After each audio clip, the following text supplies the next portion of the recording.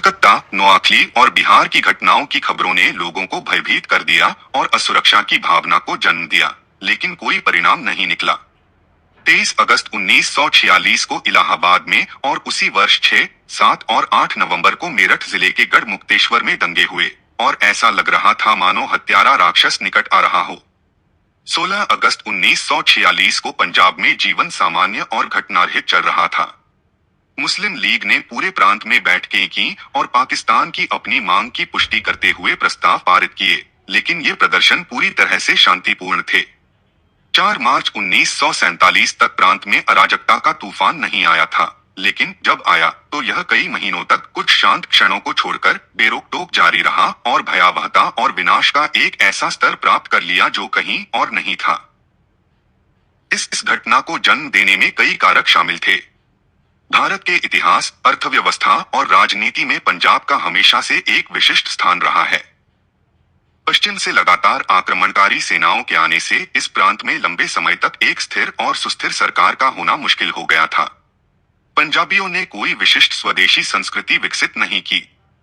राजनीतिक अस्थिरता और नए विचारों के लगातार आगमन ने उन्हें जीवन और सामाजिक व्यवहार के बारे में विदेशी धारणाओं का अनुकरण करने और उन्हें स्वीकार करने के लिए विशेष रूप से प्रवृत्त किया। सिख धर्म के जन्म और उत्थान ने इस शुष्क और ऊर्जावान भूमि की मिट्टी में निहित वीर्य और अपरंपरागत भावना को बढ़ावा देने में मदद की। पंजाब लंबे समय से किसान स्वामियों की भूमि रहा है और इस परिस्थिति के परिणामस्वरूप धन का तुलनात्मक रूप से समान वितरण संतोष और राजनीतिक मामलों में अरुचि का कारण बना है। राष्ट्रीय आकांक्षाओं के प्रति इस उदासीनता ने अक्सर राजनेताओं का धैर्य खो दिया और पंजाबियों पर देश की प्रगति में बाधा डालने और शेष भारत पर बोझ बनने का आरोप लगाया। ब्रिटिश शासकों ने इस रणनीतिक प्रांत पर अपनी मजबूत पकड़ बनाए रखी और राजनीतिक असंतोष को बढ़ने से रोका। वे विजेता के रूप में पंजाब आए, उल्लेखनीय रूप से कम समय में खुद को सत्ता की कुर्सी पर स्थापित कर लिया और एक ही झटके में पूरे प्रांत पर कब्जा कर लिया। उन्होंने मौजूदा भूमि पट्टे की व्यवस्था को बरकरार रखा, जिसने कुछ बेकार जमींदारों के हाथों में धन के संचय और एक उद्योगपति वर्ग के विकास को रोका। प्रांत की सरकार एक परोपकारी निरंकुशता की तर्ज पर संचालित होती थी। भारतीय सिविल सेवा के सबसे योग्य अधिकारियों को पंजाब चुनने के लिए प्रोत्साहित किया गया और उन्हें प्रशासनिक मामलों में काफी स्वतंत्रता दी गई। पंजाब में जिला अधिकारी के पास संयुक्त प्रांत में अपने आदर्श की तुलना में कहीं अधिक शक्ति और प्रतिष्ठा थी, जहां उनका रवैया इतना अलग या ईश्वरीय नहीं था। इसमें कोई आश्चर्य की बात नहीं कि पंजाब को भारत का अल्स्टर कहा जाता था और कांग्रेसी पंजाबियों के मजबूत हृदय में राष्ट्रवादी उद्घोषों का संतोषजनक उत्तर पाने में निराश थे। 1941 की जनगणना के अनुसार संयुक्त पंजाब की जनसंख्या 28.4 मिलियन थी, जिसमें 16.2 मिलियन मुस्लिम, 7.5 मिलियन हिंदू और 3.7 मिलियन सिख शामिल थे। शेष जनसंख्या ईसाई आदि थी। पश्चिमी जिले मुख्यतः मुस्लिम थे, जबकि पूर्वी जिले हिंदू या शायद अधिक सही ढंग से कहें तो हिंदू सिख थे। केंद्रीय जिलों में समुदाय समान रूप से विभाजित थे। सिख सबसे अधिक केंद्रित थे। Ludhiana, Jalandhar, Peru airport, Amritsar, Lahore, Montgomery, Sheikhpura, Lyallpur और गुजरांवाला जैसे मध्य जिलों में इसका हिस्सा था। कस्बों की आबादी ने किसी विशेष समुदाय के पक्ष में कोई प्रमुख पूर्वाग्रह नहीं दिखाया। हालांकि संपत्ति, वाणिज्य और उद्योग में हिंदू सिख हितों का सभी शहरी क्षेत्रों में प्रभुत्व था। जब शेखपुरा, लायलपुर और मोंटगोमरी जिलों की भूमि नहर सिंचाई के कारण कृषि योग्य हो गई, तो मध्य क्षेत्रों के प्रवासियों को इन भूमियों पर बसने के लिए राजी किया गया। बड़ी संख्या में उद्यमी सिखों ने नई बस्तियों में घर बनाए और उनके कौशल और उद्योग ने इन अब तक अनुत्पादक जिलों में समृद्धि लाई। पंजाब के विलय के बाद विघटित हुए सिख सैनिकों को ऊपरी बारी दोआब नहर द्वारा सिंचित क्षेत्रों में रोजगार मिला। लायलपुर को मध्य पंजाब की बेटी कहा गया है। अकेले अमृतसर जिले से 1 लाख से ज्यादा सिख लायलपुर गए और उसे उपनिवेश बनाने में मदद की। मोंटगोमरी में 1,10,000 सिख सैन्य अनुदान प्राप्त थे। पूर्वी जिलों की आबादी हमेशा पश्चिमी जिलों की तुलना में ज्यादा घनी थी और इन उपनिवेशों की स्थापना से पूर्व में कुछ हद तक राहत मिली और पश्चिम में उत्पादन बढ़ाने में मदद मिली। दंगों के दौरान और उसके बाद सांप्रदायिक संबंधों में द्वेष और कटुता लाने वाला एक अन्य कारक पंजाब की भूमि काश्तकारी प्रणाली की विशिष्टता थी। इस परिस्थिति का उल्लेख पहले ही किया जा चुका है, लेकिन इस पर थोड़ा और ध्यान देना आवश्यक है। प्रांत के 94% भूस्वामी 50 रुपए से कम भू राजस्व देते थे, फिर भी वे प्रांत के कुल भू राजस्व में लगभग 60% का योगदान करते थे। इनमें से बहुत बड़ी संख्या 17.59 लाख 5 रुपए या उससे कम वार्षिक कर देते थे। 30 से अधिक व्यक्ति ऐसे नहीं थे जो प्रति वर्ष 5,000 रुपए से अधिक भू राजस्व देते थे। इसका अर्थ था कि जनसंख्या का एक बहुत बड़ा हिस्सा भूमि में हिस्सेदारी रखता था और मिट्टी से जुड़ा हुआ था। विशेष रूप से हिंदू सिखों में श्रम या छोटे मोटे कामों में लगी अस्थायी आबादी लगभग नगण्य थी, जबकि बड़ी संख्या में मुसलमान, विशेष रूप से पूर्वी जिलों में रहने वाले, जमीन पर कोई मालिकाना हक नहीं रखते थे। 1931 की जनगणना के आंकड़ों से पता चला कि पंजाब की मुस्लिम आबादी 1.49 करोड़ थी और इनमें से कम 4.7 करोड़ या एक तिहाई से ज्यादा बुनकर, मोची, चरवाहे, कुम्हार, मुसलमान, सफाई कर्मी, बढ़ी, OLMC, भिखारी, भाट, नाई, लोहार, कसाई, धोबी और मीरासी थे। फिर से पश्चिमी जिले पूर्वी जिलों की तुलना में कहीं अधिक उत्पादक थे। उत्पादकता का अनुपात 71% पश्चिम और 29% पूर्व था। कपास लगभग पूरी तरह से पश्चिम में उगाया जाता था, जहां गेहूं और चावल की भी प्रचुरता थी। इस प्रकार सिखों का गुजरांवाला, शेखुपुरा, लायलपुर और मोंटगोमरी जिलों में बहुत महत्वपूर्ण भूभाग था, जो अब पाकिस्तान का हिस्सा है।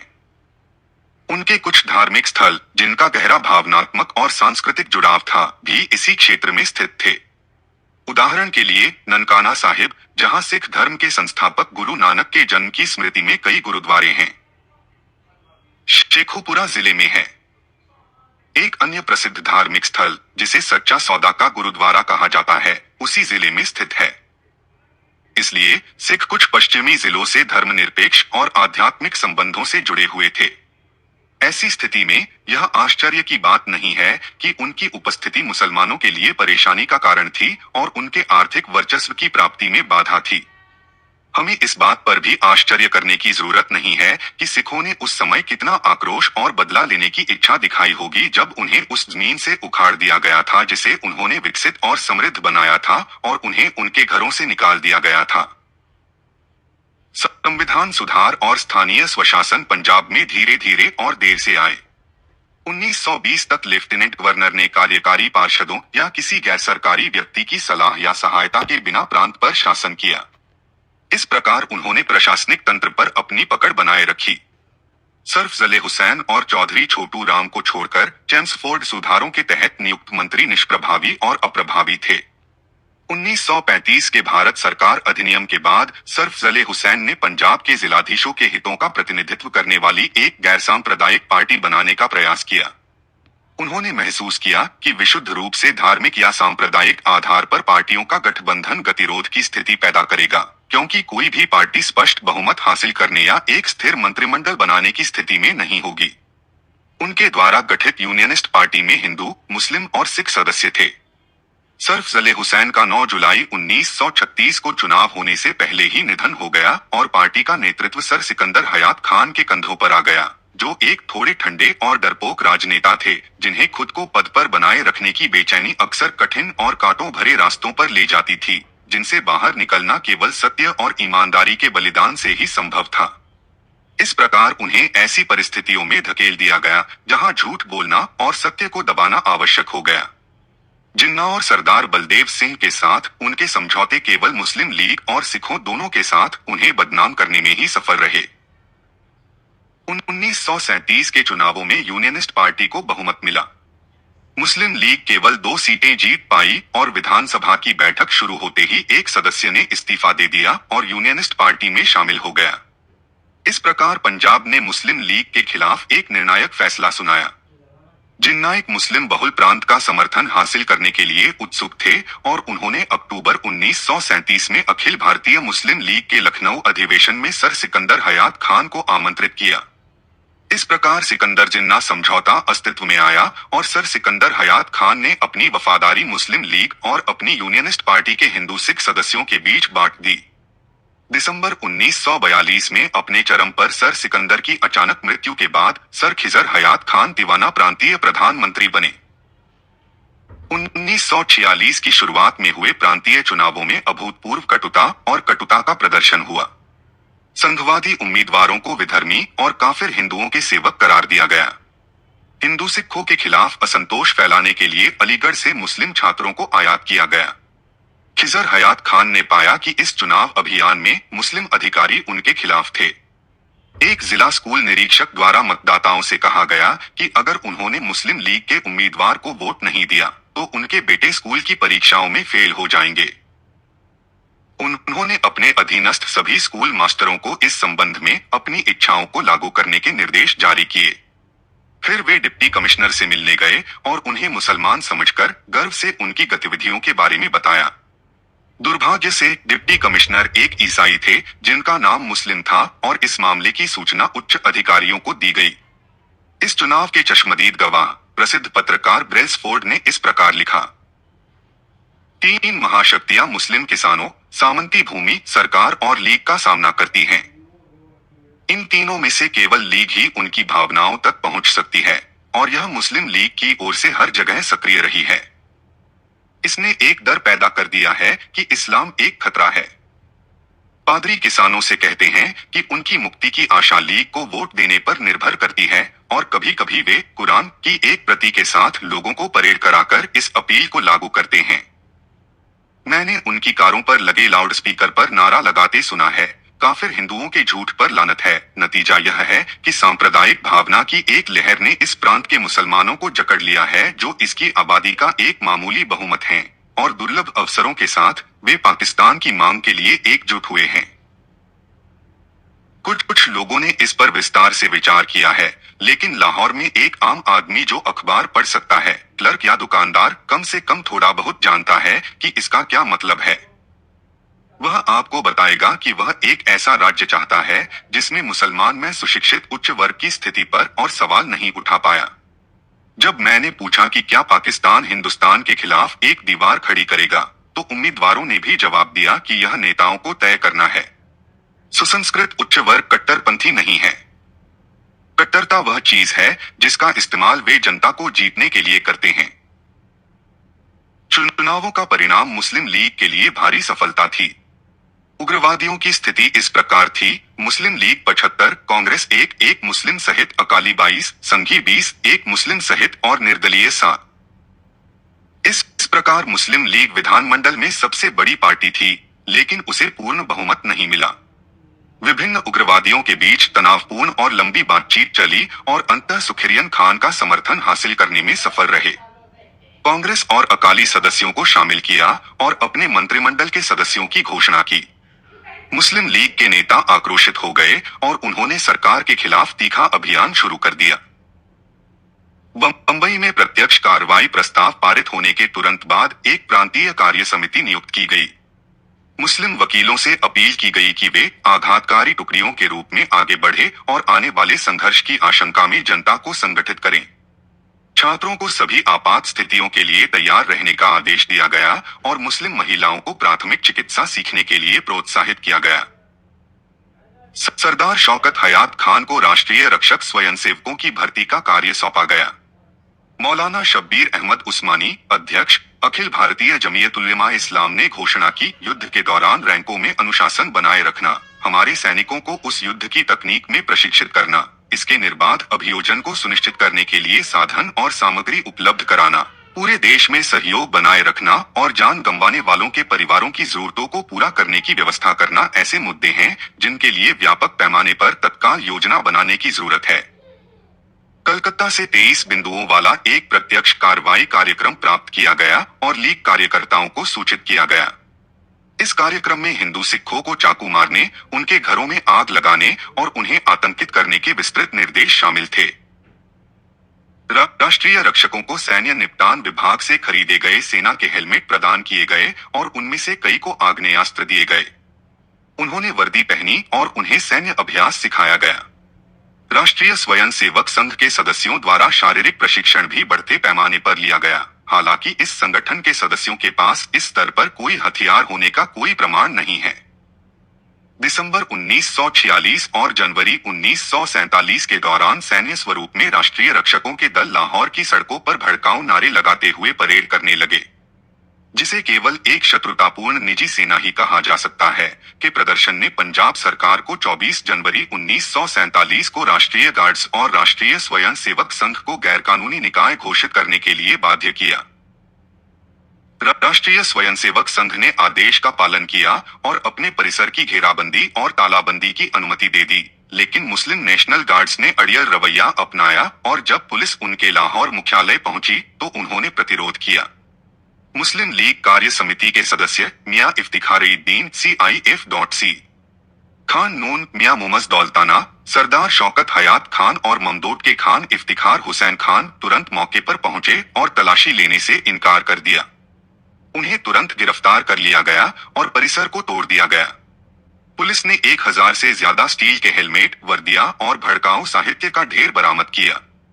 उस समय कहा गया था कि लीग नेताओं के आवासीय घरों में आग्नेयास्त्र और खंजर छिपे हुए थे और इस संबंध में लाहौर के मेयर मियां अमीरुद्दीन का नाम विशेष रूप से लिया गया था। बाद की घटनाओं से पता चला कि संदेह निराधार नहीं थे, क्योंकि दंगों के दौरान कई मौकों पर मियां अमीरुद्दीन के घर से आग्नेयास्त्रों का इस्तेमाल होते देखा गया था। अगले दिन श्री लियाकत अली खान ने घोषणा की कि नेशनल गार्ड्स मुस्लिम लीग का अभिन्न अंग हैं और इसलिए उन पर हमला मुस्लिम लीग पर हमला है। यह बयान पंजाब लीग के नेताओं की गिरफ्तारी के साथ मुस्लिम लीग द्वारा एक निर्मम आंदोलन शुरू करने का संकेत था। लीग नेताओं के खिलाफ मामले 26 जनवरी को वापस ले लिए गए और मुस्लिम लीग नेशनल गार्ड्स और राष्ट्रीय स्वयंसेवक संघ पर लगा प्रतिबंध 28 तारीख को हटा लिया गया, लेकिन लीग की प्रतिक्रिया इस पर खुली अवज्ञा थी और तनाव जारी रहा।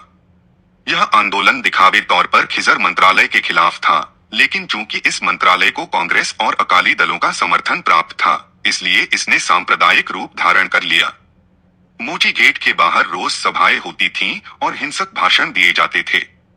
छात्रों और महिलाओं के जुलूस का आयोजन किया जाता था और उन्हें बेहद आक्रामक तरीके से लाहौर की सड़कों पर मार्च करने के लिए भेजा जाता था।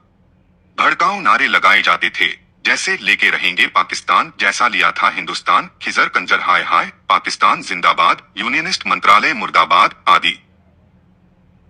जुलूस आमतौर पर असेंबली हॉल के पास समाप्त होते थे, जहां पुलिस अस्थायी गिरफ्तारियां करती थी। कई लोग जो जुलूस का नेतृत्व करने का दावा करते थे, उन्हें हिरासत में ले लिया जाता था और लाहौर से 10 या 15 मील दूर खदेड़ दिया जाता था और फिर सड़क पर छोड़ दिया जाता था। स्थिति से निपटने का यह एक बेहद मूर्खतापूर्ण तरीका था, क्योंकि मुस्लिम लीग के कार्यकर्ता कई कारें लेकर पुलिस वैन का पीछा करते थे। जैसे ही गिरफ्तार किए गए लोगों को सड़क पर उतारा गया, उन्हें कुछ ही मिनटों में लीग की गाड़ियों में लाहौर वापस लाया गया। जनता ने स्वाभाविक रूप से यह मान लिया कि खिजर मंत्रालय इस आंदोलन को दबाने में पर्याप्त दृढ़ नहीं था, क्योंकि खिजर स्वयं कुछ हद तक उनके साथ सहानुभूति रखता था। यह सच हो भी सकता है और नहीं भी, फिर भी तथ्य यह है कि यह आंदोलन और इसे दबाने का नाटक 34 दिनों तक जारी रहा। जुलूस निकालने वाले हमेशा शांतिपूर्ण नहीं थे। उन्होंने मॉल पर गाड़ियों को रोका और यातायात में बाधा डाली। एक बार एक विशाल जुलूस लाहौर उच्च न्यायालय परिसर में घुस गया, गलियारों में घूमता रहा, न्यायाधीशों के कक्षों में घुसकर उन्हें नुकसान पहुंचाया, खिड़कियां और फर्नीचर तोड़ दिए। कुछ आंदोलनकारी छत पर चढ़ गए और यूनियन जैक की जगह मुस्लिम लीग का झंडा लगा दिया। फिर यूनियन जैक को जला दिया गया। उच्च न्यायालय परिसर को हुए नुकसान का अनुमान कई हजार रुपए लगाया गया था। एक अन्य अवसर पर इन गुंडों का एक जुलूस जिला न्यायालयों तक गया और खिड़कियों के शीशे, दरवाजे और कुर्सियां तोड़ दी। पुलिस ने इन प्रदर्शनकारियों पर आंसू गैस के गोले दागकर उन्हें तितर-बितर करने की कोशिश की, लेकिन आंदोलनकारियों को जल्द ही पता चल गया कि नाक पर रखा गीला रुमाल आंसू गैस के असर से अछूता रहता है। एक दिन लेडी शाफ्ट के नेतृत्व में कई सम्मानित मुस्लिम महिलाएं प्रधानमंत्री के घर उनका साक्षात्कार लेने के बहाने गईं। वे उनके ड्राइंग रूम में घुस गईं और ऐसा सियापा करने लगी मानो घर का मालिक मर गया है। प्रधानमंत्री की महिलाएं इस घटना से बहुत आहत हुईं, लेकिन इन अप्रिय और कभी-कभी खतरनाक गतिविधियों को रोकने के लिए कोई कदम नहीं उठाया गया। 20 फरवरी 1947 को ब्रिटिश प्रधानमंत्री ने घोषणा की कि महामहिम की सरकार का विचार है कि अधिक से अधिक जून 1948 तक राजनीतिक सत्ता भारतीयों के हाथों में हस्तांतरित कर दी जाए और यह निर्णय इस देश की घटनाओं से प्रभावित नहीं होगा। इससे जिन्ना की चिंता बढ़ गई और सर खिजर दुविधा में पड़ गए। जिन्ना के पास अब पश्चिमी पाकिस्तान में अपनी स्थिति मजबूत करने के लिए 1 वर्ष से थोड़ा अधिक समय था और पंजाब और उत्तर पश्चिम सीमांत प्रांत में समझौता करने के प्रयास शुरू हो गए। 25 फरवरी को पंजाब सरकार ने विधानसभा के समक्ष जुलूसों और उग्रवादी संगठनों पर प्रतिबंध लगाने वाले प्रावधानों वाले कुछ अध्यादेश रखने पर सहमति व्यक्त की। लीग के दृष्टिकोण से यह शायद ही संतोषजनक था क्योंकि खिजर की सरकार सदन में बहुमत में थी और इन अध्यादेशों का लगभग निश्चित रूप से अनुमोदन हो जाएगा। दूसरी ओर खिजर की स्थिति अप्रिय थी। उन्हें लगा कि उन्होंने मुस्लिम जनता का समर्थन खो दिया है और उनके खिलाफ आंदोलन जोर पकड़ रहा है और जहर उगल रहा है। पंजाब सरकार के मुख्य सचिव श्री अख्तर हुसैन की फरवरी महीने की आधिकारिक रिपोर्ट में प्रांत में मेलों की स्थिति का वर्णन किया गया है।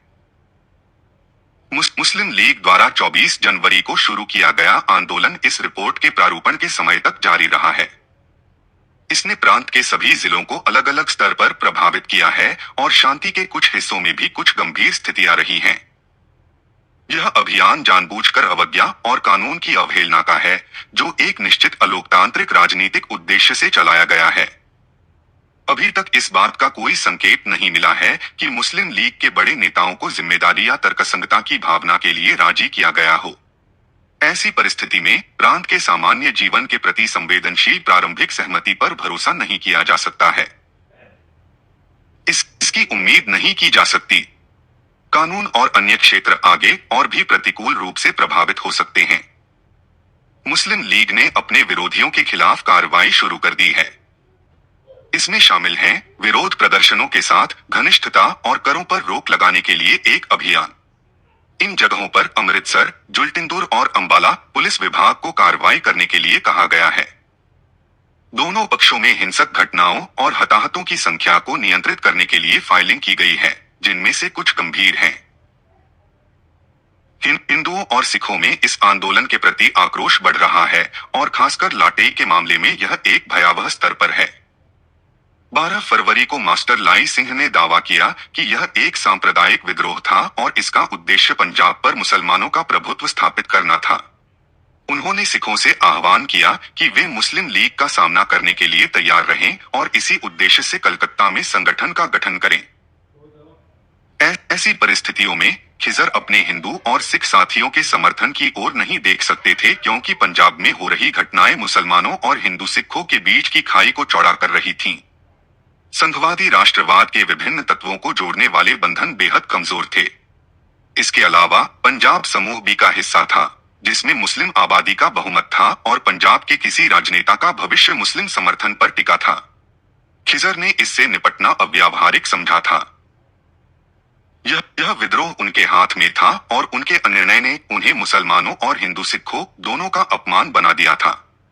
खिजर का मानना था कि उनके पद पर बने रहने से मुस्लिम लीग सत्ता से बाहर रह रही है, जबकि बाद में उन्होंने उनकी सौम्यता की व्याख्या टी-गौथ के प्रति सहानुभूति के रूप में की। एम.एल. एटली के बयान की प्रबलता ने इसकी मांग की थी। एक तत्काल निर्णय, लेकिन परिस्थितियों में निर्णय कोई आसान बात नहीं थी। प्रांत में स्थितियां एक राज्य के निकट पहुंच रही थीं, जबकि उनकी अपनी राजनीतिक स्थिति अंधकारमय और अनिश्चित थी। अंततः यह महसूस करते हुए कि चाहे वह पद पर रहें या बाहर, वह पंजाब के भविष्य के मामलों पर कोई प्रभाव नहीं डाल सकते, उन्होंने पद छोड़ने का फैसला किया और 2 मार्च 1947 को अपना इस्तीफा दे दिया। उन्होंने यह कहकर अपने कदम की निंदा की कि 20 फरवरी को महामहिम की सरकार की घोषणा ने स्थिति को पूरी तरह से बदल दिया है और उन्हें इस्तीफा देना होगा ताकि मिशनरी लीग अन्य दलों से सहयोग ले सके और सरकार बना सके। घटनाएं अब इतनी तेजी से आगे बढ़ी कि कुशल प्रशासन असंभव हो गया। मुस्लिम लीग उत्साहित थी और उसने शाम को घरों और व्यापारिक परिसरों को रोशन करके इस अवसर का जश्न मनाया। शहरवासी लीग के नारे लगाते और खिजर की प्रशंसा करते हुए सड़कों पर घूमने लगे। खिजर ने इतनी बुद्धिमत्ता और समझदारी दिखाई कि आज खिजर, जो खरीदार और कसाई था, रात भर एक प्यारे भाईचारे में तब्दील हो गया। छोटे लड़कों ने राहगीरों को बोझ पर लिटा दिया और उनसे पूछा, क्या तुमने नवीनतम समाचार सुना है? खिज़र हमारा भाई है। मार्च में राज्यपाल ने मुस्लिम लीग पार्टी के नेता खान इत्तिखाई हुसैन खान को विधानमंडल में बुलाया और उनसे एक मंत्री बनाने को कहा। खान इत्तिखाई हुसैन खान सहमत हो गए और अगले दिन अपने मंत्रियों के नाम देने का वादा किया। कांग्रेस और पंथिक दलों में विद्रोह की लहर फैल गई। अल्कट्टू और नोआखली की घटनाओं से उत्पन्न सभी उपलब्धियां लगभग साकार होती दिख रही थीं। मुस्लिम लीग बिना सहयोग के एक समझौता कर सकती थी, लेकिन उन्होंने इसे रोकने का निर्णय लिया। उन्होंने चंबा विधानसभा में एक संयुक्त बैठक की और स्थिति पर चर्चा की। बाहर एकत्रित मुसलमानों के एक समूह ने लगातार नाकाबंदी जारी रखी।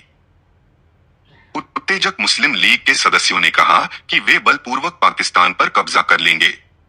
जैसे ही बैठक समाप्त हुई, मास्टर तारा सिंह और कई सिख और अन्य नेता विधानसभा चंबा से बाहर आ गए।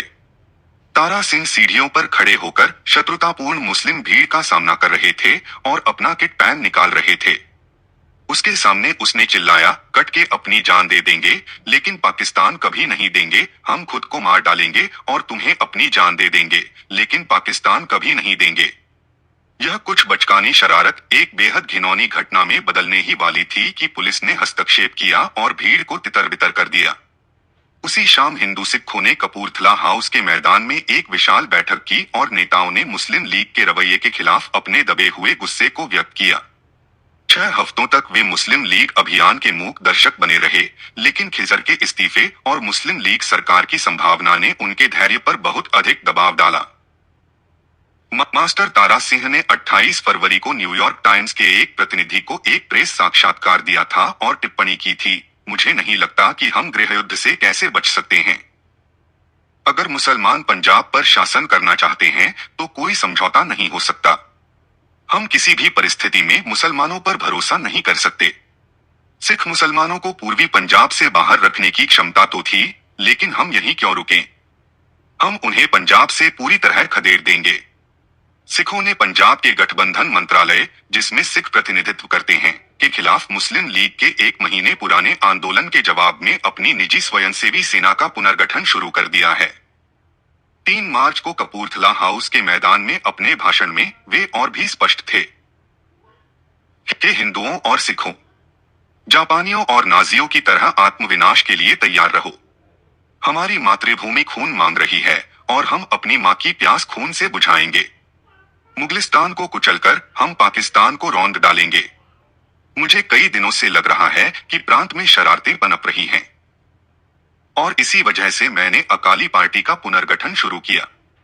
अगर हम अंग्रेजों से सरकार छीन सकते हैं, तो हमें मुसलमानों से सरकार छीनने से कोई नहीं रोक सकता। हमारे पास पैर और मुस्लिम लीग के अंग, और हम उन्हें तोड़ देंगे। यहां से इस गंभीर प्रतिज्ञान के साथ विदा हो जाओ कि हम लीग को अस्तित्व में नहीं रहने देंगे। दुनिया पर हमेशा अल्पसंख्यकों का शासन रहा है। मुसलमानों ने हिंदुओं से राज्य छीन लिया और सिखों ने मुसलमानों के हाथों से छीन लिया, और सिखों ने अपनी शक्ति से मुसलमानों पर शासन किया और सिख अब भी उन पर शासन करेंगे। हम उन पर शासन करेंगे और लड़कर सरकार बनाएंगे। मैंने बिगुल बजा दिया है। मुस्लिम लीग को खत्म करो। ज्ञानी करतार सिंह ने अपने श्रोताओं को याद दिलाया कि सिखों का पीला झंडा लाहौर के किले पर फहराता था और आशा करते थे कि वही झंडा फिर से फहराएगा। कांग्रेस के वक्ता हिंसक नहीं थे, लेकिन श्रोता इस तथ्य को नजरअंदाज नहीं कर सकते थे कि वे एक ही मंच से बोल रहे थे। ये आडंबरपूर्ण और शेखी बघारने वाले बयान केवल खोखली धमकियां थीं। मास्टर तारा सिंह की माई फौज केवल उनकी कल्पना में ही थी और सिखों की तैयारी एक टुकड़े से ज्यादा कुछ नहीं थी। ख्वाबों की बात। इन भड़काऊ भाषणों की मूर्खता मार्च के दंगों में हिंदू सिखों और खासकर सिखों को जिस तरह से तकलीफ उठानी पड़ी, उससे साफ जाहिर हो गई। उनके पास आत्मरक्षा का कोई साधन नहीं था और हजारों की संख्या में मारे गए। अगली सुबह लाहौर के हिंदू सिख छात्रों को गोलबाग में एक सभा करनी थी। सभा पर प्रतिबंध लगा दिया गया और वह नहीं हुई। हालांकि कुछ छात्र सरकारी कॉलेज के सामने चौक में इकट्ठा हुए और एक फायरिंग आयोजित करने की कोशिश की। प्रधानाचार्य श्री बुखारी ने पुलिस को बुलाया और शांतिपूर्ण भीड़ पर पुलिस ने अंधाधुंध गोलीबारी की। कई लोग मारे गए। दोपहर बाद हिंदू सिख छात्रों के एक और जुलूस पर मुस्लिम नेशनल गार्ड्स ने हमला किया। यह शहर के विभिन्न हिस्सों में हिंदू सिखों पर चाकू से हमला करने की शुरुआत थी। अब दंगे जोरदार तरीके से शुरू हो गए और सुआ बाजार और चौक रंग महल में कई हिंदू दुकानों में आग लगा दी गई। शाम को मेयो अस्पताल में हिंदू सिख हताहतों के 37 मामले दर्ज किए गए। गवर्नर ने मुस्लिम लीग नेता के साथ बातचीत छोड़ दी और भारत सरकार अधिनियम की धारा 93 के तहत प्रांत का प्रशासन अपने हाथ में ले लिया। इससे स्थिति में कोई सुधार नहीं हुआ और लाहौर शहर पर मुसलमानों द्वारा फैलाए गए आतंक को रोकने में भी कोई मदद नहीं मिली। उसी समय अमृतसर, रावलपिंडी और मुल्तान शहरों और रावलपिंडी, मुल्तान, झेलम और अटक जिलों के ग्रामीण इलाकों में दंगे भड़क उठे। इन सभी जगहों पर मुस्लिम दंगाइयों द्वारा अपनाए गए पैटर्न की समानता एक पूर्व निर्धारित और सुनियोजित योजना का संकेत देती है। 5 मार्च को दंगा लाहौर शहर के लगभग सभी हिस्सों में फैल गया था। गुमटी बाजार, किनारी बाजार, कसेरा बाजार और रंग महल में हिंदुओं और सिखों पर चाकू से हमला किया गया। इन इलाकों से पुलिस अचानक गायब हो गई। दुकानों को लूटा और जला दिया गया। राष्ट्रीय रक्षकों की सहायता से एक मुस्लिम भीड़ रंग महल पहुंची और दुकानों को लूटना शुरू कर दिया। हिंदू सिख निवासियों ने प्रतिरोध किया। इसके बाद एक मुस्लिम सब इंस्पेक्टर पुलिस दल के साथ घटनास्थल पर पहुंचा और हिंदू सिख रक्षकों पर गोलियां चला दी। एक हिंदू युवक ने सब इंस्पेक्टर के सामने विरोध करने की हिम्मत दिखाई और इस पर सब इंस्पेक्टर ने उसे दबोच लिया और गोली मार दी। लाहौर के कई इलाकों से इस तरह की घटनाएं सामने आईं। शहर के विभिन्न हिस्सों में कई घर और दुकानें जो सभी हिंदू सिखों के स्वामित्व में थीं या जिनके कब्जे में थीं, आग से नष्ट हो गईं। मॉल में लगभग कोई यातायात नहीं था। स्कूल बंद कर दिए गए और बच्चों के लिए दिन के बीच में भी बाहर निकलना असुरक्षित हो गया। हर तरफ तनाव और चिंता बढ़ गई। हालांकि दंगों का पहला प्रकोप 3 या 4 दिनों के बाद शांत हो गया और 11 मार्च को शहर में शांति थी। हालांकि सड़कें पूरी तरह से सुनसान थीं और सभी दुकानें बंद थीं। 14 मार्च को श्री नेहरू और सरदार बलदेव सिंह लाहौर गए और गुंडों द्वारा किए गए नुकसान को देखकर दंग रह गए। अमृतसर में लगभग एक साथ दंगे शुरू हो गए। 6 मार्च को बटाटा से आने वाली ट्राम को अमृतसर के एक उपनगर शरीफपुरा में एक मुस्लिम भीड़ ने रोक दिया। कई हिंदू और सिख यात्री मारे गए और जब ट्रेन अमृतसर पहुंची तो कई डिब्बों में खून के तालाब देखे गए। महिला डिब्बे में कई लाशें थीं। अमृतसर में तैनात एक हिंदू मजिस्ट्रेट एक दिन की छुट्टी पर लाहौर गए थे। वह जल्दी से ड्यूटी पर वापस लौटे और रेलवे स्टेशन के बाहर उन्होंने शहर की ओर से भयभीत और उत्तेजित लोगों की एक भीड़ को भागते देखा। वे चिल्ला रहे थे कि गोलीबारी शुरू हो गई है। इस भीड़ से बड़ी मुश्किल से अपना रास्ता बनाते हुए वह घर पहुंचे और निर्देश के लिए जिला मजिस्ट्रेट को फोन किया। उन्हें आश्चर्य हुआ जब जिला मजिस्ट्रेट ने उन्हें अस्पताल जाकर घायलों के बयान दर्ज करने का आदेश दिया। अस्पताल में उन्होंने देखा कि सिर लगभग शरीर से अलग हो गए थे, पेट फटे हुए थे और आंतें बाहर निकली हुई थीं। हाथ पैर कटे हुए थे और तरह तरह की सींग जैसी आकृतियां थीं। कई माता पिता मुश्किल से बोल पा रहे थे और उनके द्वारा कही गई कोई भी बात शहर में चल रही हिंसा को रोक नहीं पा रही थी। 7 मार्च को अमृतसर में भीषण आग लगने की खबर आई। शहर के अलग अलग हिस्सों में आग भड़क रही थी। हॉलबाई, कटरा, जैमल सिंह और आसपास के इलाकों में हिंदू सिख दुकानें नष्ट हो गईं या बुरी तरह क्षतिग्रस्त हो गईं। अगले दिन तक शवगृह में 140 मौतें दर्ज की गईं। दोनों अस्पतालों में इलाज करा रहे हताहतों की संख्या 275 थी। मृतकों और घायलों की वास्तविक संख्या इन आंकड़ों से कहीं अधिक थी। कई शव आग में जल गए, जबकि कुछ गिरे हुए पौधों के मलबे में दब गए। शुरू में ऐसा लगा कि ब्रिटिश उपनिरीक्षक और पुलिस अधिकारी अपना दिमाग खो चुके थे और उनमें स्थिति से निपटने की क्षमता या साहस नहीं था। जिला मजिस्ट्रेट ने मदद के लिए की गई सभी पुकारों के प्रति अद्भुत उदासीनता दिखाई और मुस्लिम पुलिस उपाधीक्षक ने अपने पुलिसकर्मियों की जान जोखिम में डालकर शहर की ओर बढ़ने से इनकार कर दिया, जहां से आग और धुएं के विशाल स्तंभ उठते दिखाई दे रहे थे, जबकि उन्मादी भीड़ और उनके पीड़ितों की चीखें घटनास्थल के भ्रम और भय को और बढ़ा रही थीं। हालांकि जल्द ही यह स्पष्ट हो गया कि यह उदासीनता और साहस की कमी हिंदू सिख जीवन और संपत्ति की घोर उपेक्षा के कारण थी, क्योंकि यह देखा गया कि अशांति के इस प्रारंभिक चरण के दौरान बहुत कम मुसलमानों को नुकसान हुआ। डी डिवीजन पुलिस स्टेशन के अधिकार क्षेत्र में हिंदू सिखों के स्वामित्व वाली एक को छोड़कर सभी फैक्ट्रियां जला दी गईं। केवल ज्वाला आटा मिल ही बची रही और शहर को खाद्यान्न की आपूर्ति करती रही। अगर यह मिल नष्ट हो जाती तो पूरा अमृतसर भूखा मर जाता। पुलिस उपमहानिरीक्षक को इसकी सुरक्षा के लिए हिंदू पुलिस कर्मियों का एक गार्ड तैनात करने के लिए राजी किया गया। एक दिन बाद हिंदू पुलिस कर्मियों की जगह मुस्लिम पुलिस कर्मियों को तैनात कर दिया गया, जो जाहिर तौर पर मुस्लिम उप पुलिस अधीक्षक के निर्देश पर थे। जब एक हिंदू मजिस्ट्रेट ने जिला मजिस्ट्रेट को फोन किया और उनसे सैन्य बल को बुलाने और मार्शल लॉ घोषित करने को कहा, तो मजिस्ट्रेट ने केवल गालियां दी और टेलीफोन रिसीवर पटक दिया। हिंदू सिख अधिकारियों को ऐसी स्थिति में रखा गया था जहां से वे शांति बहाल करने के प्रयासों में कोई योगदान नहीं दे सकते थे। उन्हें सिविल लाइंस और उपनगरों में गश्त करने का नियमित कर्तव्य सौंपा गया था। उन्हें अक्सर काल्पनिक सिख आतंकवादियों को रोकने के लिए बेतहाशा दौड़ाया जाता था, जिनके बारे में कहा जाता था कि वे शहर की ओर बढ़ रहे हैं। मुस्लिम मजिस्ट्रेट मुस्लिम पुलिस अधिकारियों की सहायता से शहर के प्रभारी थे और उपद्रवियों को अपना समर्थन और मिलीभगत देते थे। मुस्लिम गुंडे अपनी एम्बुलेंस व्यवस्था के साथ अच्छी तरह से संगठित भीड़ थे। सफेद चौगा पहने डॉक्टर और स्ट्रेचर ढोने वाले उनके साथ छापेमारी में थे। जनवरी और फरवरी के मुस्लिम लीग आंदोलन ने उन्हें इस घटना के लिए तैयार कर दिया था और उनमें एकजुटता की भावना पैदा हो गई थी। दूसरी ओर हफ्तों तक चले लगभग शांतिपूर्ण जुलूसों ने, जब समुदायों के बीच कोई खुला संघर्ष नहीं हुआ था, हिंदू सिखों को सुरक्षा का एक झूठा एहसास दिला दिया था, और जब मुस्लिम हमला शुरू हुआ तो वे पूरी तरह से अचंभित रह गए। उन्हें जीवन और संपत्ति दोनों का भारी नुकसान हुआ। आग से हुई तबाही और लंबे कर्फ्यू के दौरान सामान्य जीवन जीने की कठिनाइयां आवश्यक सेवाओं के ठप हो जाने से और भी बढ़ गईं। सफाई कर्मचारी गायब हो गए, कई जगहों पर पानी के पाइप टूट गए या कट गए, बिजली की आपूर्ति अनिश्चित हो गई। रात के मल और गंदगी के ढेर सड़कों पर एक छोर से दूसरे छोर तक फैले हुए थे। टूटे तार, बिजली के खंभे और हर जगह पड़े मलबे के ढेर ने शहर की उदासी और वीरानी को और बढ़ा दिया। पूरे शहर में केवल राशन सेवा ही चलती रही। राशन नियंत्रक ने दिन रात काम किया और यह सुनिश्चित किया कि हर डिपो में आटे की अच्छी आपूर्ति हो। शहर के अंदर उन्होंने मुस्लिम और हिंदू सिख सभी विश्वसनीय निवासियों को आटे के बैग बांटे और उन्हें निर्देश दिए कि वे पूरी गलियां घरों की जरूरतें पूरी करें। दंगा पूरे एक हफ्ते तक जारी रहा, उसके बाद उसे नियंत्रित किया गया। मुल्तान में भी 5 मार्च को झड़पें शुरू हुई। स्थानीय स्कूलों और कॉलेजों के हिंदू और सिख छात्रों ने लाहौर में शांतिपूर्ण छात्रों पर गोलीबारी के विरोध में एक जुलूस निकाला।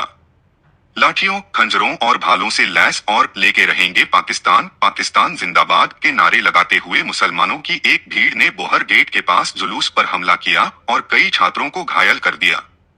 कुछ ही समय में शहर के अन्य हिस्सों में भी उपद्रव फैल गया और मुस्लिम गुंडे सड़कों पर दौड़ पड़े और सिखों और हिंदुओं की हत्या करने लगे, उनकी दुकानों और घरों को लूटने लगे और उन्हें आग लगा दी। यह हिंसा 3 दिनों तक जारी रही। मारे गए पहले 8 लोगों में से 7 सिख थे। 5 मार्च को 38 घायलों को अस्पताल में भर्ती कराया गया। पीड़ितों पर तलवारों, खंजरों या कुल्हाड़ियों से हमला किया गया था। कई घरों और दुकानों में आग लगा दी गई और मुस्लिम भीड़ के बारे में बताया गया कि वे फायर ब्रिगेड के काम में बाधा डाल रही थीं। एक कट्टर मुस्लिम भीड़ ने दिल्ली गेट के बाहर श्री कृष्ण बलियागवान क्षय रोग अस्पताल पर हमला किया और बिस्तरों पर पड़े बेहाल मरीजों को मारना शुरू कर दिया। जिस हिंदू कंपाउंडर ने गुंडों से बहस करने की कोशिश की, उसे तुरंत मार दिया गया। अस्पताल में मौजूद हर बीमार पुरुष, महिला या बच्चे को मार डाला गया और फिर अस्पताल की इमारत को आग के हवाले कर दिया गया। रेलवे पुल के पास के घरों के ब्लॉक, जिन्हें सराय वान वतन के नाम से जाना जाता है, पर पेट्रोल छिड़का गया और आग लगा दी गई। सर्कुलर रोड पर हिंदुओं के लगभग 25 घर जला दिए गए।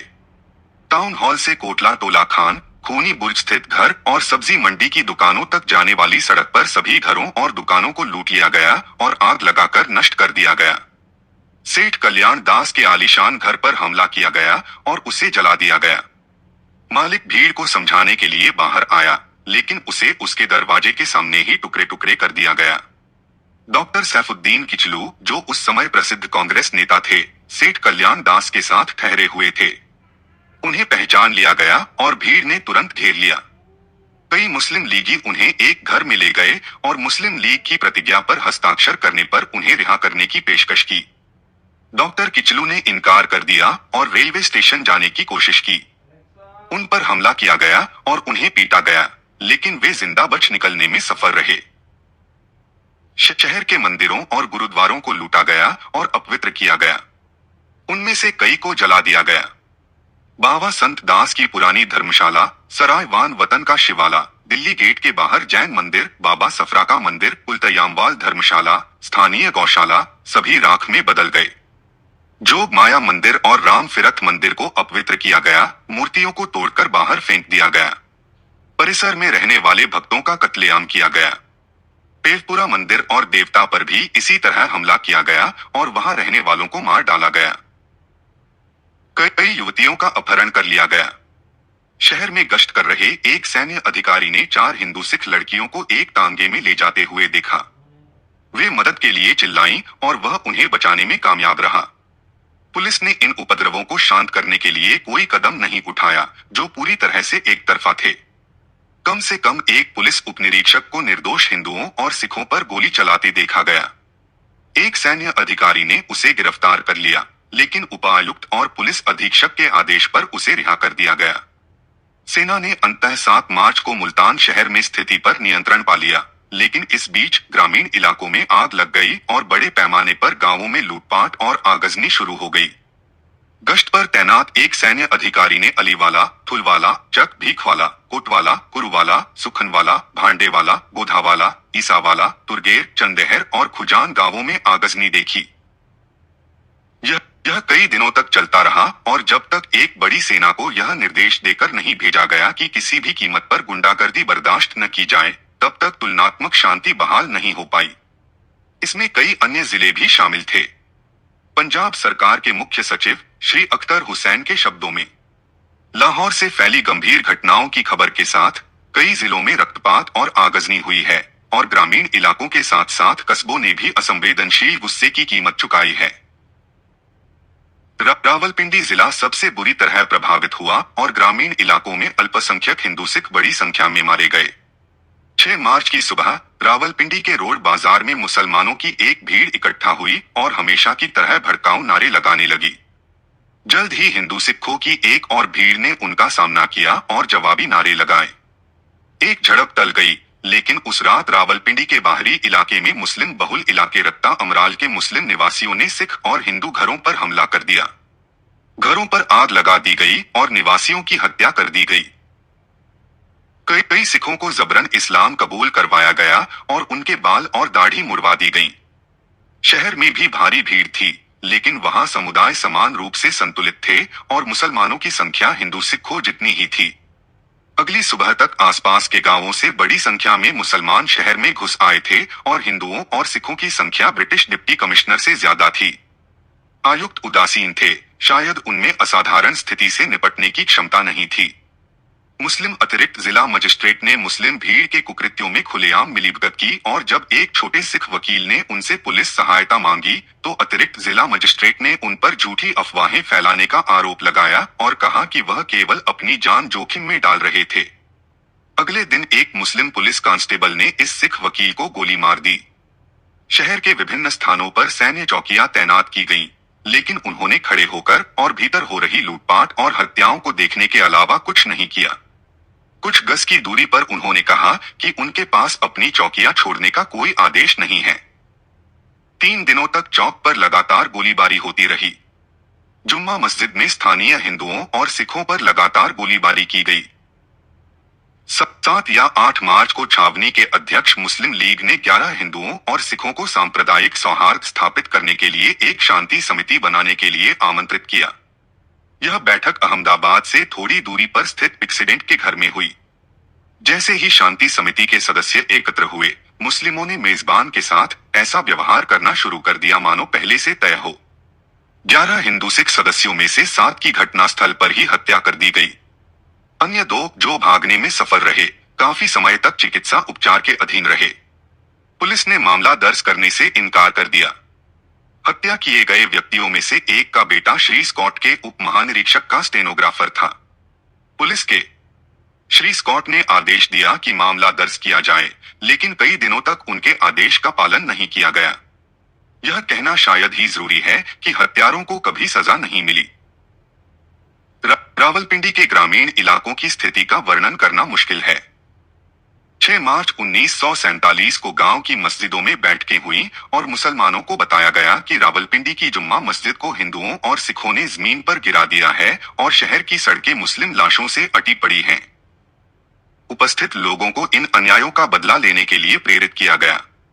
रावलपिंडी जिले की ग्रामीण आबादी में बड़ी संख्या में मुस्लिम सैन्य पेंशन भोगी हैं, जिनके पास आग्नेयास्त्र और अन्य हथियार हैं। इस तरह उकसाए गए ये लोग हिंदू सिख निवासियों के खिलाफ उठ खड़े हुए और एक के बाद एक गांवों पर हमला किया। उनकी कार्यप्रणाली लगभग हमेशा एक जैसी ही थी। सभी प्रकार के हथियारों से लैस मुसलमानों की भीड़ नारे लगा रही थी और ढोल बजा रही थी। एक चुने हुए गांव के पास पहुंचे और उसे चारों तरफ से घेर लिया। कुछ हिंदू सिख निवासियों को तुरंत मार डाला गया ताकि पूरे गांव में हमला किया जा सके। बाकी लोगों से इस्लाम अपनाने के लिए कहा गया। अगर उन्होंने इनकार किया या अनिच्छा दिखाई तो हिंदू सिखों के जीवन और संपत्ति पर निर्मम हमला किया गया। भीड़ के कुछ सदस्यों ने उनके घरों और दुकानों को लूटना और जलाना शुरू कर दिया। अन्य लोग युवा और सुंदर लड़कियों को ढूंढ कर ले गए। अक्सर युवतियों के साथ खुलेआम छेड़छाड़ और बलात्कार किया जाता था, जबकि उनके आसपास उन्मादी गुंडे गाली गलौज, लूटपाट और घरों में आग लगाने के लिए दौड़ पड़ते थे। अधिकांश हिंदू सिख अपने घरों को छोड़कर स्थानीय गुरुद्वारे या किसी ऐसे घर में भाग जाते थे जो उन्हें कुछ हद तक सुरक्षा या बचाव प्रदान करता था, और वहां पुरुष, महिलाएं और बच्चे एक साथ इकट्ठे होकर नरसंहार का शोर सुनते थे, अपने जलते घरों से उठता धुआं देखते थे और अंत का इंतजार करते थे। जो कुछ उन्होंने देखा या सुना, उसकी भयावहता ने उन्हें दर्द या पीड़ा के प्रति असंवेदनशील बना दिया था। कुछ महिलाएं आत्महत्या कर लेती या अपने रिश्तेदारों के हाथों बेरुखी से मौत का शिकार हो जाती, कुछ कुएं में कूद जाती या जिंदा जलकर पागलों जैसी चीखें निकालती। पुरुष बाहर आते और लुटेरों से बेतहाशा लड़ते हुए मौत का सामना करते। कुछ गांव पूरी तरह से मिट गए। घरों और जूतों को लूट लिया गया और फिर जलाकर नष्ट कर दिया गया। धर्मांतरण ने कई लोगों की जान बचाई, लेकिन उनकी संपत्ति नहीं। इस्लाम स्वीकार करने से इनकार करने से पूरा विनाश हुआ। पुरुषों को गोली मार दी गई या तलवार से मार दिया गया। कुछ मामलों में छोटे बच्चों को उबलते तेल के कड़ाहों में फेंक दिया गया। एक गांव में जिन पुरुषों और महिलाओं ने इस्लाम अपनाने से इनकार कर दिया था, उन्हें इकट्ठा किया गया और उनके चारों ओर कंटीली झाड़ियां और जलाऊ लकड़ी का घेरा बना दिया गया। उन्हें जिंदा जला दिया गया। एक महिला ने अपने 4 महीने के बच्चे को जलने से बचाने के लिए उसे फेंक दिया। शिशु को भाले पर चढ़ाकर वापस आग में फेंक दिया गया। मुर्री में हिंदू सिखों के लगभग 100 घरों को व्यवस्थित रूप से चिह्नित करके जला दिया गया। मुस्लिम भीड़ द्वारा लगभग 110 गांवों में इस प्रकार के हमले किए गए। 200 से अधिक गवाहों के साक्ष्यों पर आधारित एक रूढ़िवादी अनुमान के अनुसार मारे गए लोगों की संख्या 2500, जबरन धर्मांतरित लोगों की संख्या 3000 से अधिक और अपहरित लड़कियों की संख्या 200 है। इन घटनाओं का विस्तृत विवरण देना असंभव है। हम कुछ प्रतिनिधि उदाहरण देकर संतुष्ट हो जाते हैं। कहूना के मुस्लिम लीग नेताओं ने पड़ोसी गांवों के मुसलमानों को संदेश भेजकर उन्हें 7 मई को कहूला में एकत्रित होने और ध्वजारोहण समारोह में भाग लेने के लिए आमंत्रित किया। स्थानीय मस्जिद में एक विशाल सभा हुई, लेकिन इस सभा में जो कुछ हुआ वह गुप्त रहा। आखिरकार अगली सुबह हजारों सशस्त्र मुसलमान कहूला में पहुंच गए। मुसलमानों ने सिलदाई से संपर्क किया और मदद की गुहार भी लगाई। पुलिस उपनिरीक्षक को लंबरदार ने धर्मगुरु भेजे थे, लेकिन बाद में पता चला कि मुस्लिम उपडाकपाल ने उन्हें सूचित नहीं किया। संयोग से गश्त पर तैनात ब्रिटिश सेना की एक टुकड़ी कहूटा पहुंची, लेकिन सिलदार ने उन्हें वापस भेज दिया, जिन्होंने उन्हें आश्वासन दिया कि किसी भी तरह का कोई खतरा नहीं है। अशांति फैल रही थी। टुकड़ी के शहर छोड़ने के कुछ ही समय बाद मुसलमानों ने एक दृढ़ हमला किया। मस्जिद की निचली दीवारें और शहर के आसपास की पहाड़ियां बंदूकधारियों द्वारा घेर ली गईं और हिंदू सिखों को डराने के लिए गोलियों की बौछार कर दी गई। फिर भीड़ शहर में दौड़ी, घरों पर पेट्रोल छिड़का और उन्हें आग लगा दी। बड़ी मात्रा में चल सामान हटा दिया गया और ऊंटों, गधों, खच्चरों और मोटर लॉरियों पर लाद कर ले जाया गया। सरकारी बालिका विद्यालय में वार्षिक परीक्षाएं चल रही थीं। सहायक जिला निरीक्षक ने पुलिस उप निरीक्षक से स्कूल की सुरक्षा के लिए 2 पुलिसकर्मी तैनात करने का अनुरोध किया। इस अनुरोध को अस्वीकार कर दिया गया और थोड़ी देर बाद स्कूल पर मुसलमानों की भीड़ ने हमला कर दिया। तहसीलदार खुद अपनी बंदूक से हिंदू सिखों पर गोली चलाते हुए देखे गए, जबकि उनका अर्दली कारतूसों का डिब्बा लिए हुए था। गांव के हिंदुओं और सिखों ने गुरुद्वारे में शरण ली और 27 घंटे तक बिना भोजन, पानी या स्वच्छता व्यवस्था के घेरे में रहे। गुरुद्वारे पर गोलीबारी में कुछ हिंदू सिखों की मौत हो गई। 9 मार्च की दोपहर को सेना पहुंची और हिंदू सिखों को सिविल रेस्ट हाउस पहुंचाया, जहां से उन्हें सुरक्षित स्थान पर पहुंचाया गया। हालांकि उन्हें अपनी सारी चल संपत्ति छोड़ने के लिए मजबूर किया गया। बेवाल मिश्रित आबादी वाला गांव था, जहां सिखों की संख्या लगभग 400 थी। 10 मार्च की सुबह कुछ सिख निवासियों ने गुजर खान जाने की कोशिश की, लेकिन मुस्लिम लॉरी चालक ने उन्हें ले जाने से इनकार कर दिया। उसने तर्क दिया कि पुलिस उप निरीक्षक ने सिखों को लॉरी टिकट जारी करने से मना किया था।